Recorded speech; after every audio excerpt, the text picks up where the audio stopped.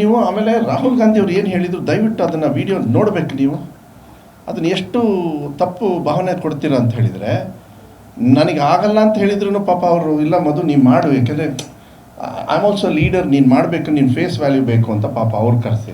ನನಗೆ ಆಗಲ್ಲ ಅಂತ ಹೇಳಿದಾಗ ನಾನು ಇಲ್ಲ ಸರ್ ಸಾರಿ ಬೇರೆಯವ್ರು ಮಾಡಿಬಿಡಲಿ ಸರ್ ಅಂತ ಹೇಳಿದಾಗ ಅದಕ್ಕೆ ಅವ್ರು ಪಾಪ ಹೇಳಿದರು, ನಿಮಗೆ ಮೈಕಲ್ಲಿ ಕರೆಕ್ಟಾಗಿ ಕೇಳಿ ಏನಂತ, ಇಲ್ಲ ನಾನು ಲಾಸ್ಟಿಗೆ ಇಂಗ್ಲೀಷಲ್ಲಿ ಮಾತಾಡ್ತೀನಿ ಬಂದು ಅದನ್ನ ಮತ್ತೆ ಟ್ರಾನ್ಸ್ಲೇಟ್ ಮಾಡಿ ಅಂದರು. ಆಯಿತು ಅಂದೆ, ಅವ್ರು ಮರ್ತೋದ್ರು ಅಷ್ಟೇ.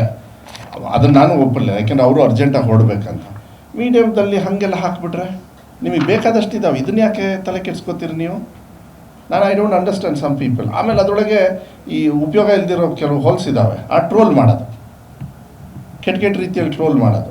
ನಾನು ಹೇಳ್ತೀನಿ, ಟ್ರೋಲ್ ಮಾಡೋರಿಗೆ ನಿಮ್ಮ ಜೀವನದಲ್ಲಿ ನೀವು ಯಾವನು ಉದ್ಧಾರ ಆಗಲ್ಲ.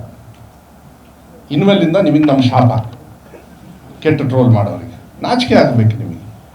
ಅಷ್ಟು ಜನರ ಎದುರುಗಡೆ ಕುತ್ಕೊಂಡು ಅಂಥ ದೊಡ್ಡ ನಾಯಕರ ಜೊತೆಗೆ ಆ ಸ್ಟೇಜ್ ಹಂಚ್ಕೊಳ್ಳೋದೇ ಒಂದು ಪವಿತ್ರತೆಯನ್ನು, ಆ ಯೋಗ್ಯತೆ ಅವರಿಗಿರೋದಿಲ್ಲ. ಅದನ್ನು ಬಂದ್ಬಿಟ್ಟು ಟ್ರೋಲ್ ಮಾಡಿಬಿಟ್ಟು ಅದನ್ನು ಎಲೆಕ್ಷನ್ ಭಾಷಣ ಅಪ್ಪ, ಅಣ್ಣಾಮಲೈ ಅವನೊಬ್ಬ ಅಯೋಗ್ಯ ಅಂತಲೇ ಹೇಳಬೇಕು. ಇಲ್ಲಿ ಕುತ್ಕೊಂಡು ಎಂಥದ್ದು ನಮ್ಮದು ರಿಟೈರ್ಡ್ ಪೆನ್ಷನ್ನು ಅಲ್ಲೋಗಿ ರಾಜಕಾರಣ ಮಾಡಿ ಇಲ್ಲಿ ಬಂದು ಉಪಕ್ಷಣೆ ಭಾಷಣ ಮಾಡ್ತಾರೆ. ಇಲ್ಲಿ ಮಾನ ಮರ್ಯಾದೆ ಇದೆ ಅಂದರೆ IPS officer, educated, common sense ಬೇಕು. ಅವ್ರಿಗೆ ಅಯೋಗ್ಯ ಅಂತ ಇನ್ನೇನು ಅನ್ಬೇಕು ಅವರಿಗೆ? ಏನು ಉಸ್ತುವಾರಿ ಸಚಿವರಿಗೆ ಮಾತಾಡೋದು ನೋಡಿದ್ರಲ್ಲ ಅವು ಅಂತ ಅದು ಟ್ರೋಲ್ ಮಾಡಿಬಿಟ್ಟು ನೋಡಿರ್ತಾನೆ, ಅವ್ರಿಗೊಂದು ಕಿಕ್ ಕೊಡ್ದಿರುತ್ತಲ್ಲ. ಆ ವ್ಯಾನಲ್ಲಿ ಕುತ್ಕೊಂಡು ಏನು ಕೆಲಸ ಇರಲ್ಲ, ಈ ಕಾರಲ್ಲಿ ಹೋಗ್ಬೇಕಾರೆ. ನಾನು ಅದಕ್ಕೆ ಅದನ್ನೆಲ್ಲ ನೋಡೋದೇ ಇಲ್ಲ. ನಾನು ಯಾರ್ದಾದ್ರು ಟ್ರೋಲ್ ಮಾಡೋದ್ರೆ ಬಿಟ್ಟು ಬಿಡ್ತೀನಿ, ಬಿಕಾಸ್ ಅದು ವೇಸ್ಟ್ ಆಫ್ ಟೈಮ್.